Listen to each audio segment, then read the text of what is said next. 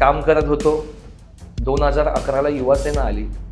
युवासेनेचा interview दिला होता आणि 2016पर्यंत माझं युवासेनेमध्ये नाव देखील नव्हतं. आणि त्यांनी हेच केलं आहे की वरळी खऱ्या अर्थाने A+ करण्याचं भाग्य आदित्य साहेबांमुळे आम्हाला सहकार्य करण्याची मदत मिळाली. आणि त्या युवासेनेच्या प्रमुखाबरोबर, त्या पक्षाच्या प्रमुखाबरोबर आम्हाला खांद्याला खांदा लावून काम करण्यातच आमचं मोठं भाग्य आहे. आणि आदित्य साहेब जे काही सांगतील ते खरंच एक म्हणजे त्यांच्या दूरदृष्टीतून निघालेल्या त्या सगळ्या गोष्टी असतात. युवासेना, युवा नावामध्ये पहिला शब्द येतो युवाचा उलटा केला तर वायू. आणि वायूसारखा युवा हा पूर्ण महाराष्ट्रभर, देशभर फिरतोय. नमस्कार मंडळी. प्रत्येक नेता आज ज्या पदावरती आहे, ज्या पदापर्यंत पोहोचला आहे, त्या पदावर पोहोचण्यासाठी त्यांच्या मागे उभे असलेल्या कार्यकर्त्यांचा ह्यामध्ये खूप मोठा वाटा असतो. मी कार्यकर्ता ह्या सदरात आपण विविध पक्षाच्या कार्यकर्त्यांना भेटणार आहोत आणि त्यांच्याकडून त्यांच्या कार्यकर्त्याचा प्रवास ऐकणार आहोत. तर चला आपल्या आजच्या भागाला सुरुवात करूया आणि आपल्या आजच्या भागातले पाहुणे म्हणजेच वरळी युवा सेनेचे कार्यकर्ते श्री संकेत सावंत यांचं स्वागत करूया आणि त्यांच्याकडूनच त्यांचा हा कार्यकर्त्याचा प्रवास जाणून घेऊया.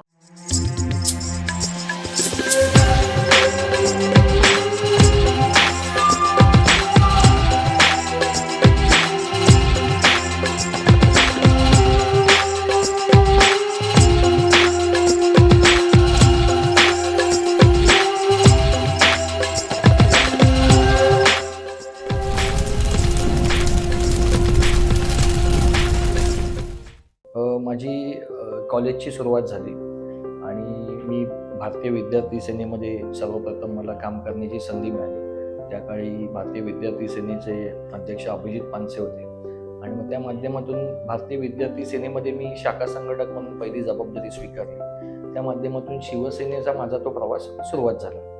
हा प्रवास सुरू असताना त्यावेळेला मला सहकार्य करणारे आज स्वर्गीय मधुकर दळवी असतील नगरसेवक, त्यानंतर आताचे बेस समितीचे चेअरमन चेंबूरकर साहेब असतील, सुनील शिंदे असतील, किशोरीताई पेडणेकर असतील, या सर्वांचं मला मार्गदर्शन मिळत होतं. आणि हळूहळू हा प्रवास आपण आताच्या या इथपर्यंत माझा प्रवास सुरू आहे.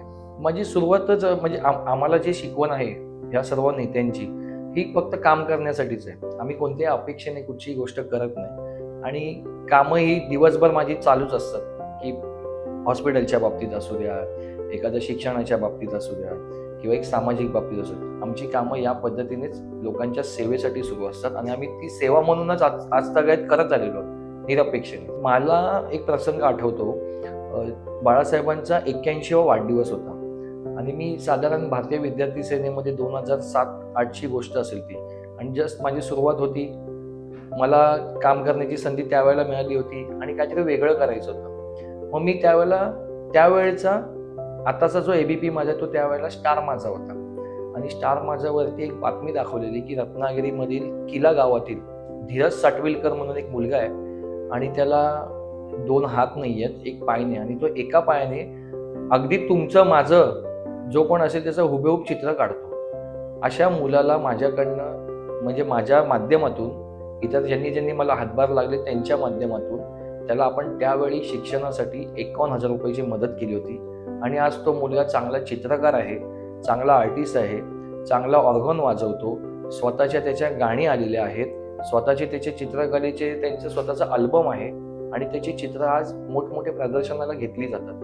ही माझ्यासाठी अभिमानास्पद गोष्ट आहे की माझं कुठे ना कुठेतरी फुल ना फुलाची पाकळी म्हणून त्यांना हातभार लागला. मला आठवत आहे की आता जसं की जत्रा असतील किंवा हॉस्पिटलच्या बाबतीतल्या गोष्टी असतील, हे सर्वच करत असतात, परंतु AC हॉस्पिटलमध्ये सर्वसामान्य रुग्णांना ज्या वेळेला बायपास करायची असते त्यावेळेला 4 लाख 5 लाख खर्च होतो आणि तो आम्ही निमित्त आहोत कदाचित, हे माझे स्वामी समर्थच करून घेत असतात आणि त्याच्यामुळे ती आम्ही ऑपरेशन मोफत करतोय, जे आजच्या क्षणाला देखील सुरू आहेत.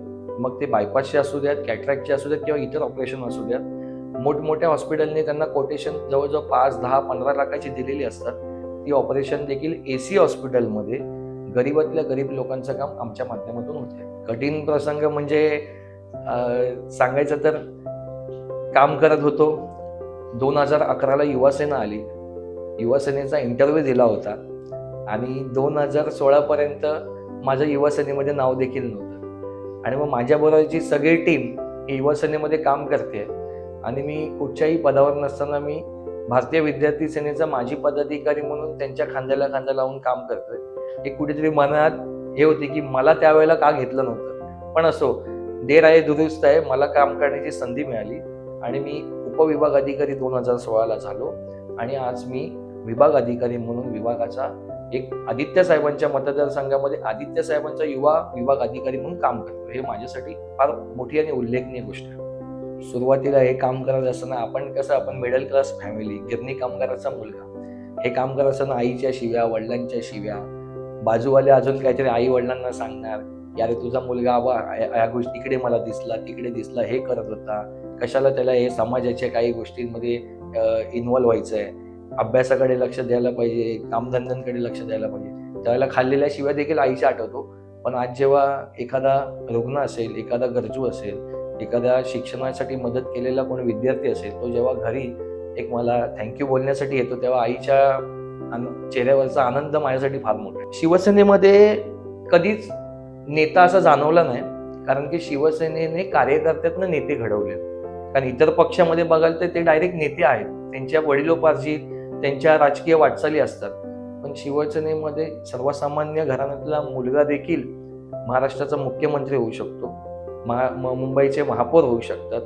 त्यामुळे कधी तो एक दुजेभाव जाणवला नाही की मी महापौर आहे, तू कार्य करतेस. आम्ही सर्व समान शिवसैनिक आहोत. हे माझ्यासाठी फार मोठी गोष्ट, आणि म्हणून मी या शिवसेनेसारख्या पक्षामध्ये मी जोडलो गेलो आणि याच्या पुढे देखील मी त्या पक्षाशी एकनिष्ठ आणि प्रामाणिकपणे वागत राहील. नाही, कसं आहे, आमचं भाग्य आहे की ठाकरे घराण्यातली व्यक्ती ही आज वरळी विधानसभेचे आमदार आहे. ती पक्षाची प्रमुख आहे, ती युवा सेनेची प्रमुख आहे, आणि त्या युवा सेनेच्या प्रमुखाबरोबर त्या पक्षाच्या प्रमुखाबरोबर आम्हाला खांद्याला खांदा लावून काम करण्यातच आमचं मोठं भाग्य आहे. आणि आदित्य साहेब जे काही सांगतील ते खरंच एक म्हणजे त्यांच्या दूरदृष्टीतून निघालेल्या त्या सगळ्या गोष्टी असतात. आणि त्यांनी हेच केलंय की वरळी खऱ्या अर्थाने A+ करण्याचं भाग्य आदित्य साहेबांमुळे आम्हाला सहकार्य करण्याची मदत मिळाली आणि पक्षाच्या प्रमुखासोबत आम्ही काम करतोय. ह्याच्यासारखं भाग्य आम्हाला कुठेही मिळालंच नाही कधी. आणि त्यामुळे स्पेशली थँक्स आदित्य साहेब, की आदित्य साहेब तुम्ही आम्हाला सोबत घेऊन काम करताय. आता रिसेंटली गेल्या डिसेंबरमध्येच आम्ही जांभोरी मैदान इथे उत्सव महाराष्ट्राचा म्हणून जत्रोत्सव घेतला होता. आणि ते फक्त जत्रा म्हणून नव्हता किंवा तो एखाद्याला आनंद देण्याचा नव्हता, परंतु एक युनिक गोष्ट म्हणजे आतापर्यंत सर्कस या चुनाभट्टीपर्यंतच यायच्या. स्पेशल मुंबई शहरात, मुंबईमध्ये मैदानामध्ये कुठेही कधी सर्कस झाली नव्हती. आणि आम्ही मग विचार केला, मी आणि माझी सहकारी आकर्षिका पाटील यांनी विचार केला की आपण काहीतरी वेगळं करूया. म्हणून आम्ही खास करून सर्कस मुंबईकरांसाठी, वरळीकरांसाठी आम्ही घेऊन आलो. आणि त्या सर्कसला एवढा मोठा प्रतिसाद लाभला, त्याची सगळीकडे वाहवा झाली. आणि ज्यावेळेला आदित्य साहेब स्वतः सर्कस बघायला आले, ती एक शाबासकी वेगळीच होती की संकेत खूप चांगलं काम झालंय. आणि जत्रा तर होतीच, सर्कस तर होती, प्लस 13 दिवस 13 उपक्रमासोबत 13 दिवस आमच्याकडे लोकांची आरोग्य सेवा म्हणजे मोफत आरोग्य शिबिरं आमची तिथे लागली होती. आणि अनेक लोकांनी या आरोग्य शिबिराचा फायदा घेऊन स्वतःवरती उपचार करून घेतलेत. ते एक मोठी गोष्ट आहे आमची. युवासेना, युवा नावामध्येच पहिला शब्द येतो, युवाचा उलटा केला तर वायू. आणि वायूसारखा युवा हा पूर्ण महाराष्ट्रभर, देशभर फिरतोय. आदित्य साहेब हे देशाचे नव्हे तर जगाचे नेते आहेत युवा म्हणून. आज तुम्ही गुगलवर जरी टाकलं की युवा नेते म्हणून तर आदित्य साहेबांचं पहिलं नाव येतं. आणि त्याच्यामुळे आदित्य साहेबांचे जे विजन आहे देशासाठी, मी फक्त मुंबई महाराष्ट्रासाठी बोलत नाही, देशासाठी. कारण की पर्यावरणावरती ते जे काम करतायत ते फार महत्वाचं आहे येणाऱ्या पिढीसाठी, पुढच्या 50 वर्षासाठी. आणि आमचं तेच विजन आहे की आदित्य साहेबांचे हात बळकट करायचे आहेत. त्यामुळे युवा सेना एक आमचं माध्यम आहे आणि ते माध्यम असंच भरभराटीचं राहू, हीच आम्ही आई जगदंबे चरणी प्रार्थना करतो. बघा, तुम्ही बघितलं की 40 आमदार गेले, 12 खासदार गेले, हे स्वतः गेले. ह्यांची स्वतःची वैयक्तिक अशी काही कारणं होती आर्थिकदृष्ट्या म्हणून गेले. परंतु आज शिवसेनेकडे ते गेल्यामुळे अजून शिवसेनेकडे लोक आकर्षित झाली आहेत, जी त्यांच्यामुळे लोकांची लोकांच्या पक्षामध्ये येणं जे थांबलं होतं ते गेल्यामुळे त्यांच्या 2 पटीने पक्ष वाढलाय शिवसेनेचा. आणि म्हणून बघा, हे लोक निवडणुका लावत नाहीयेत. आज महत्वाचा मुद्दा काय आहे, तर सांगताना काय सांगतात की एका देशामध्ये सर्व ठिकाणी एकदाच निवडणुका लागल्या पाहिजे, परंतु हे सर्व कसं एका ठिकाणी सिनेट सारखी साधी मुंबई विद्यापीठाची निवडणूक 2 वेळा हे लोक रद्द करतात. ज्या वेळेला आम्ही हायकोर्टात गेलो युवासेना म्हणून आणि युवासेनेने केस जिंकली, हायकोर्टाने निर्णय युवासेनेच्या बाजूने दिला आणि त्याच्यानंतर बघितलं की ती निवडणूक होते.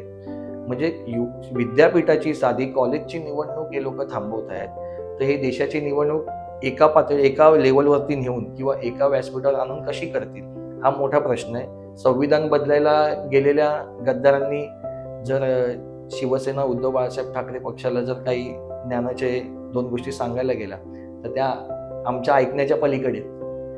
म्हणजे गाढवापुढे गीता वाचली, जसे ही गाढव आहेत आणि या गाढवांना गाढवासारखंच भविष्यामध्ये यांचं भविष्य असेल.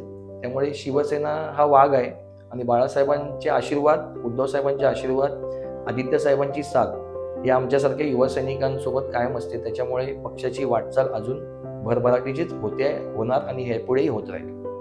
बाळासाहेबांना मी जेव्हा पहिल्या वेळेला भेटलो त्यावेळेला मी साहेबांच्याकडे माझी एकाने भेट करून दिली होती. साहेबांकडे गेलेलो तर साहेबांना मी माझे फोटो दाखवायला घेऊन गेलेलो. साहेबांनी पाठीवरती हात थोपटली आणि साहेब बोलले होते की काय रे नाव काय तुझं? मी सांगितलं साहेब संकेत विश्राम सावंत. हा काय करतोस काय तू? मी बोललो साहेब आता सध्या शिकतोय म्हणून हे ते वगैरे. मग तू एवढे कसे कार्यक्रम घेतोस? हा पैसे कुठून आणतोस?